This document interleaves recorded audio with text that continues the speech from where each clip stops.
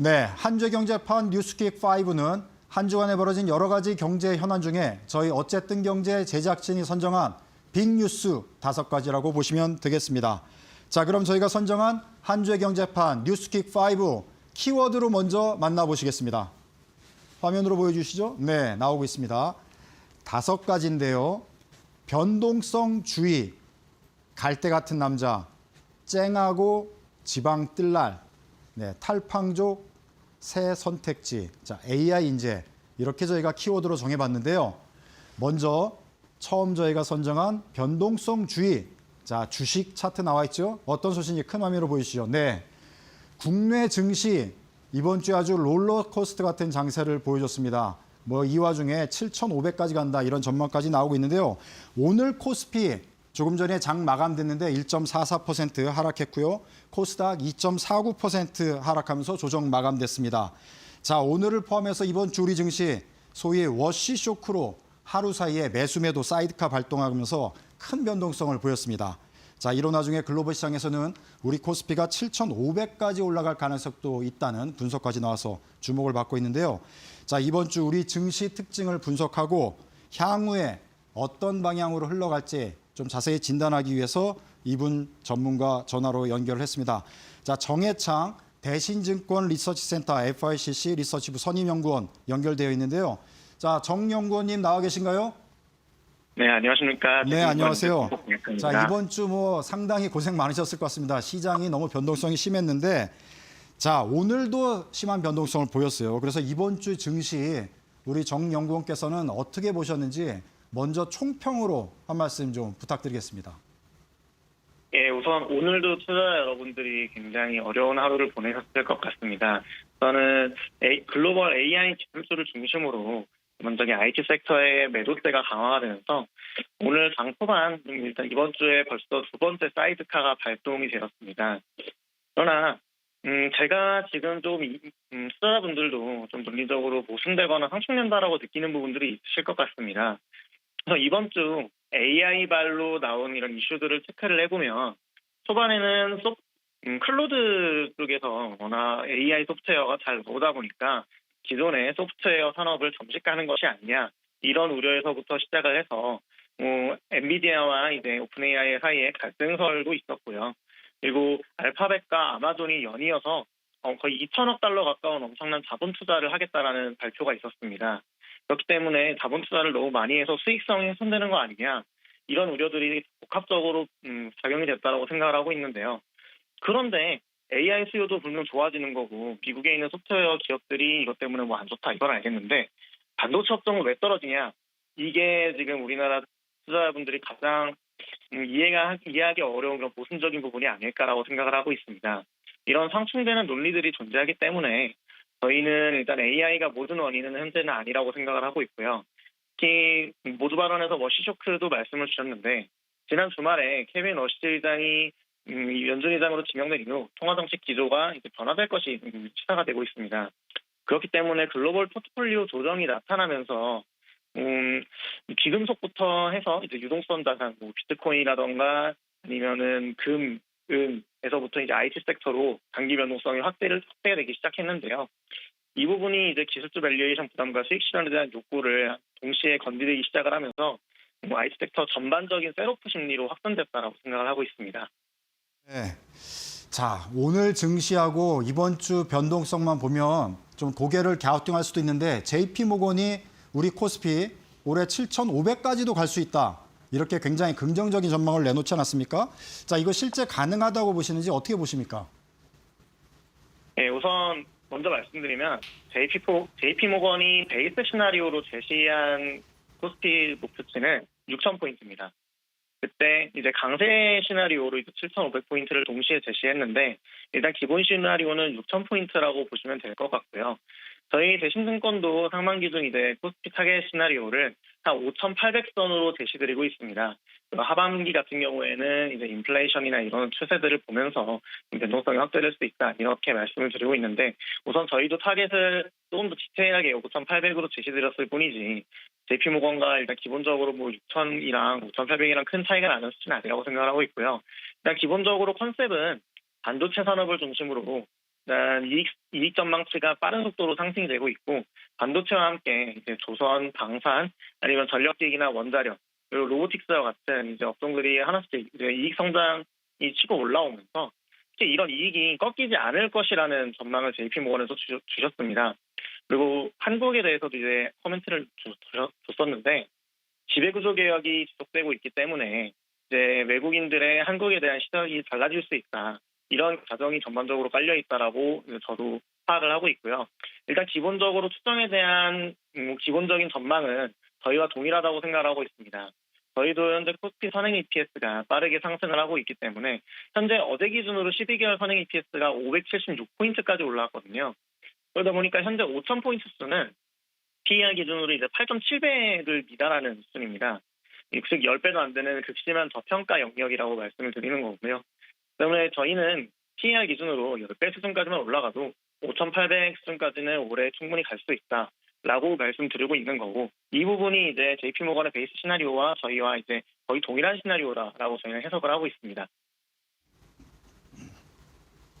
자, JP모건 6천 그다음에 베스트 시나리오 했을 때 7,500 이렇게 예상했는데 우리 대신증권 리서치 센터에서도 약 5,800 정도까지 보기 때문에 별로 그렇게 큰 차이는 아니다 이렇게 말씀해 주셨고요. 자, 최근 증시가 너무 좋다 보니까 자, 초보자 투자자분들이 증시에 지금 많이 유입이 됐습니다. 자, 이러다 보니까 오늘같이 또 변동성이 심해지면 굉장히 걱정하고 불안감이 이제 커지는데요. 우리 초보 투자자분들에게 좀 조언을 주신다면 어떤 말씀 해주실 수 있을까요? 우선 이런 가격적인 등락보다는 펀더멘털에 집중할 필요가 있다고 생각을 하고 있습니다. 특히 아까 앞선 질문에서 말씀드렸다시피 반도체 업종은 사실 지금 AI를 중심으로 한 이런 매도 원인들과 맞물려서 고려했을 때 사실 글로벌 기업들이 반도체 인프라에 너무 많은 돈을 투자한다는 거는 코스피에는 사실 어떻게 보면 호재로 해석을 할 수 있습니다. 그러다 보니까 오늘 코스피 같은 경우는 장 초반에 이제 삼성전자, SK하이닉스 동시에 거의 5% 가까이 하락을 해서 이제 코스피에서도 3% 가까이 하락을 했다가 5천선을 회복을 하면서 마감됐거든요. 이때 회복을 이끈 것이 오늘 같은 경우도 사실 반도체 업종이었습니다. 즉 두 가지 수급이 지금 충돌을 하고 있는 건데요.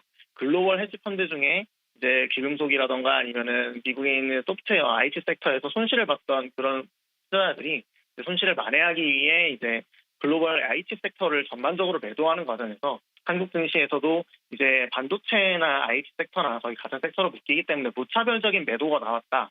이런 게 일단 첫 번째 매도가 원인으로 생각을 하고 있고 그럼에도 동시에 반도체 섹터 같은 경우는 이제 한국 증시의 메인 섹터죠. 이 부분 같은 경우는 이제 이익 모멘텀이 아직까지 살아있고 이런 올해 실적이 계속적으로 상승되고 있는 이런 상승 시나리오도 전혀 훼손되지 않았다라고 생각을 하고 있습니다.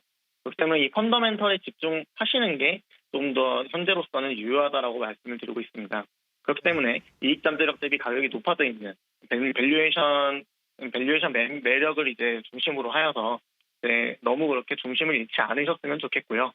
실적 대비 저평가 업종과 종목들을 발굴하시면서 적절히 포트폴리오를 구성하시는 게 여전히 유효하다라고 말씀드리고 싶습니다. 네, 알겠습니다. 자, 지금 말씀 중에 반도체 업종 말씀도 해주셨는데 자, 지금 현재 주도주는 반도체 AI 업종이라고 볼 수 있는데요. 전체적으로 대신증권 차원에서 주목하는 업종이나 전략 있으면 좀 간단하게 언급해 주시죠. 우선 2026년 주도주로 반도체를 지속적으로 말씀을 드리고 있고요. 저는 AI 중심으로 하는 이제 인프라에 해당하는 반도체 섹터를 투자자분들도 중심으로 박아두시고서 가시는 게 가장 좋다라고 말씀을 드리고 있습니다. 그리고 함께 갈 수 있는 업종이 앞서도 잠깐 말씀드리긴 했습니다만 방산, 조선 업종도 글로벌 진화학적 구도에서 이익 성장과 성장 모멘텀이 계속적으로 올라올 수 있다라고 말씀을 드리고 있고요.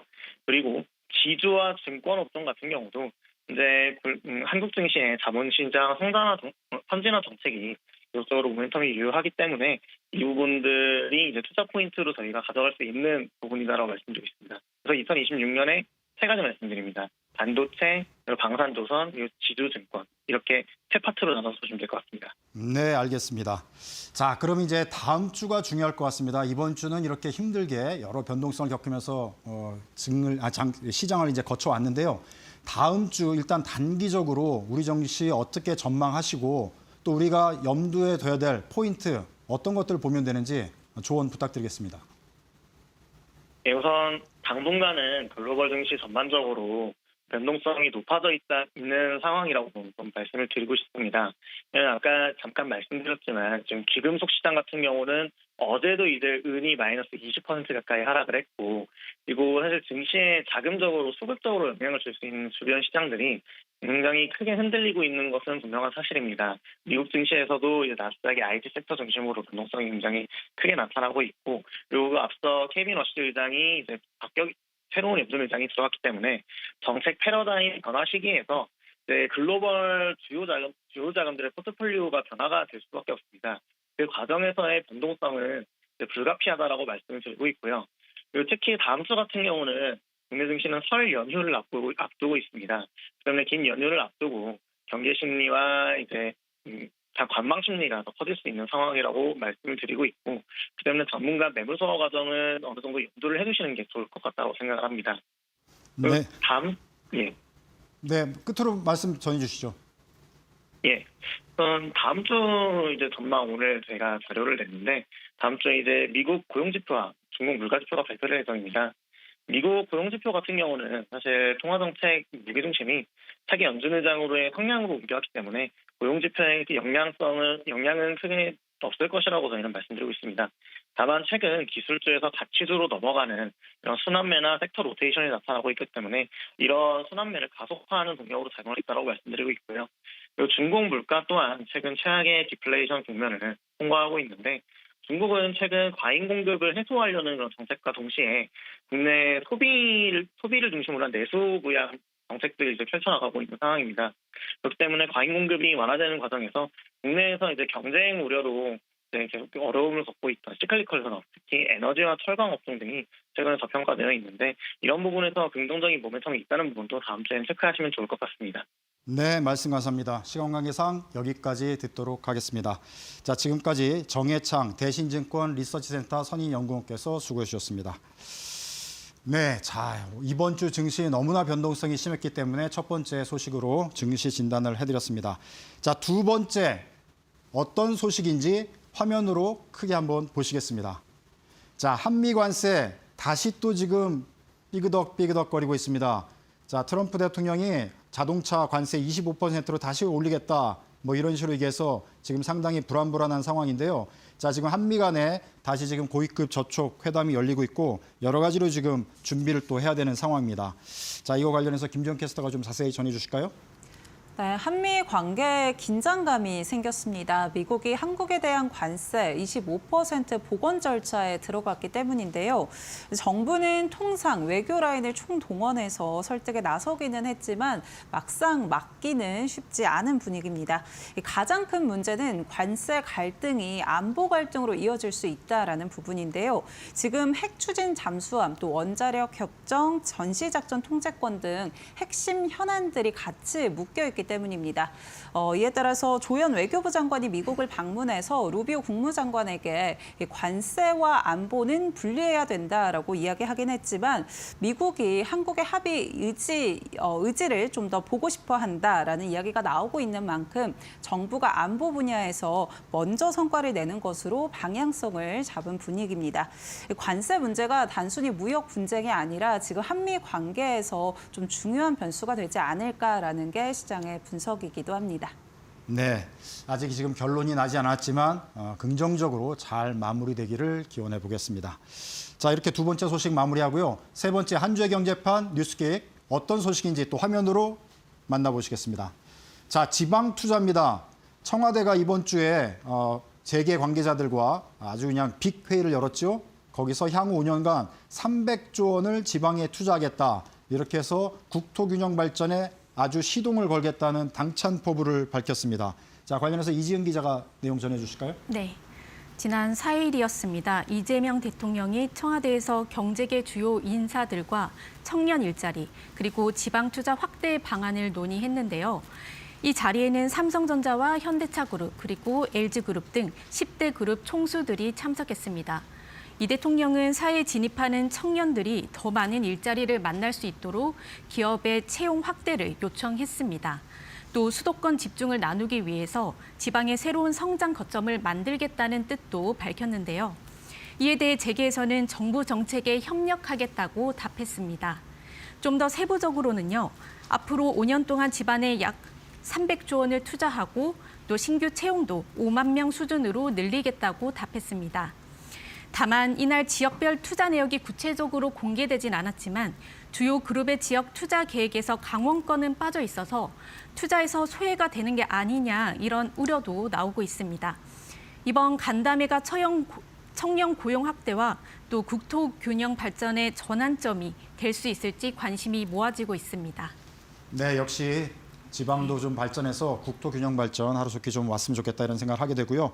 자, 한 주의 경제판 뉴스킵 5 중에 네 번째 소식 큰 화면으로 보시겠습니다. 네, 내수 경제. 자, 키워드로 또 저희가 뽑아왔는데요. 문 닫는 대형마트가 지금 속출하고 있습니다. 자, 14년 만에 새벽 배송 길을 열어주는 지금 움직임이 보이고 있습니다. 자, 이 소식 지금 증시에서도 지금 상당히 관심을 받고 있는데요.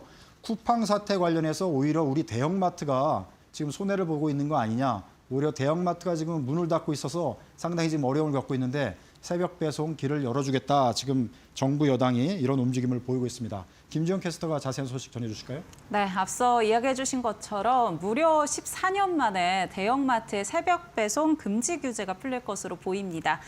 현행 유통법에 따르면요, 대형마트 월 2회 의무 휴업을 해야 하고요. 또 자정 이후에는 영업 제한을 적용받고 있습니다.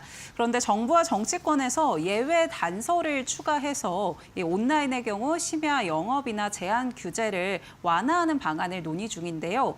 이런 변화, 최근 쿠팡의 개인정보 유출 사태 이후 움직임이 나오고 있습니다. 코로나19 영향으로 소비의 중심축이 온라인으로 이동을 하면서 쿠팡이 급성장을 했는데요. 반면에 대형마트의 경우에는 이런 규제들을 적용받으면서 오히려 매출이 감소하고 점유율도 하락을 했습니다. 실제로 전체 유통업 중에서도 대형마트만 유일하게 매출이 감소를 했는데요. 다만 이번 규제 완화 움직임 시장에서는 긍정적으로 보고 있기는 하지만 반쪽짜리가 될 수 있다라는 전망도 있습니다. 새벽 배송이 허용이 되면 우선 인건비 부담이 늘어나게 되고요. 또 월 2회 의무 휴업은 유지가 되면 공휴일이나 주말에 이런 수요들을 흡수할 수가 없다라는 게 업계 의견이기는 합니다. 그래도 이런 논의가 진행이 되면서 대형마트가 좀 반등할 수 있지 않을까라는 기대감도 시장에는 존재를 하는데요. 오늘은 주가 흐름 어떻게 이어졌는지도 같이 한번 체크해 보도록 하겠습니다. 아무래도 오늘 시장 전반적으로 흔들림이 나왔지만 그럼에도 불구하고 롯데쇼핑 오늘 견조한 모습을 보여줬습니다. 사실 대형마트 관련주들이 최근에 이런 규제 완화에 대한 소식들이 나오면서 상승세를 이어갔는데요. 롯데쇼핑의 경우에는 4거래일 연속 빨간불을 켜낸 모습이고요. 신세계의 경우에는 전날의 상승 이후에 오늘은 차익 실현 매물이 좀 출회가 됐었는데 현재는 보합권에서 마감한 모습 확인되고 있습니다. 또 이마트의 경우에는 전날 11% 급등을 이어갔습니다. 그만큼 오늘 1% 하락세는 차익 실현 매물로 좀 출회가 됐다라고 보시면 될 것 같고요. 전반적으로 지수 대비해서는 분위기가 괜찮았다라고 살펴보시면 될 것 같습니다. 네, 혹시 김 캐스터는 대형마트 가시나요? 저도 대형마트를 언제 갔지라고 생각을 해보니까 꽤 네. 오래됐더라고요. 그러니까 사실 온라인으로 많이 주문을 하다 보니까 네. 뭔가 직접 가서 네. 이렇게 쇼핑을 하는 게 메리트가 좀 떨어지지 네. 않나 이런 생각이 들기는 합니다. 네, 새벽 배송 가능해지면은 혹시 또 이용하실 계획도 있으신가요? 좀 더 편리하게 좀 네. 플랫폼도 만들어지고 네. 한다면은 괜찮지 않을까 이런 네. 생각이 들기는 합니다. 자, 이지은 기자는 어떠세요? 대형마트 가신 적 있으신가요, 요즘에? 네, 저도 한 달에 한 번꼴로 가는 네. 것 같습니다. 일단 소비자 입장에서는 배송 선택지가 넓어진다는 점은 장점일 것 같고요. 다만 말씀 주셨듯이 인건비 부담 그리고 소상공인 영향과 같은 부작용은 앞으로 잘 조율하느냐가 정책 효과를 좀 좌우할 것으로 보입니다. 네. 네. 자, 제 주위에도 보면은 탈팡을 해도 대안이 없다.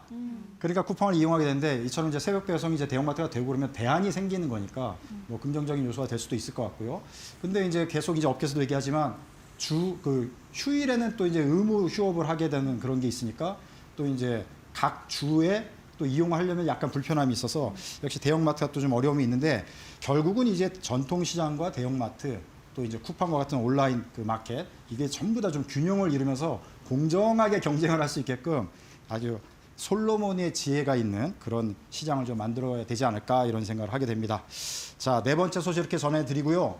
다섯 번째 저희가 AI 인재 키워드로 이제 내용 보여드릴 텐데요. 큰 화면으로 한번 보시겠습니다. 네, 나왔네요.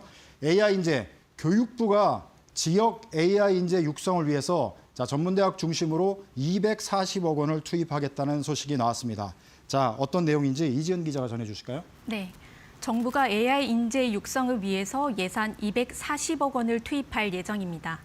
교육부는 이 같은 내용을 담은 사업 계획을 발표했는데요. 이번 사업은 지역 전문대학을 AI와 디지털 교육의 거점으로 키우고 재학생뿐만 아니라 지역 주민도 전문대학에서 AI를 배울 수 있도록 한 점이 핵심입니다. 교육부는 올해 공모를 통해서 총 24개 사업단을 선정하고 사업단별로 최대 10억 원을 지원할 방침입니다. 우선 자신의 전공과 관련된 학습에 AI를 활용할 수 있도록 전문대학의 실습실을 확충하고 학생과 교직원의 생성형 AI 계정을 보급할 예정입니다. 또 학생별로는 성과 데이터를 분석해서 취업 경로를 설계하는 이런 지원 체계도 마련한다는 계획입니다. 교육부는 이번 사업을 통해서 전문대학이 평생 직업교육 거점 역할을 할 수 있도록 적극 지원하겠다는 의지를 밝혔습니다. 네, 자 AI 시대를 맞아서 전문 인력이 어느 때보다 이제 필요한 시점인데요.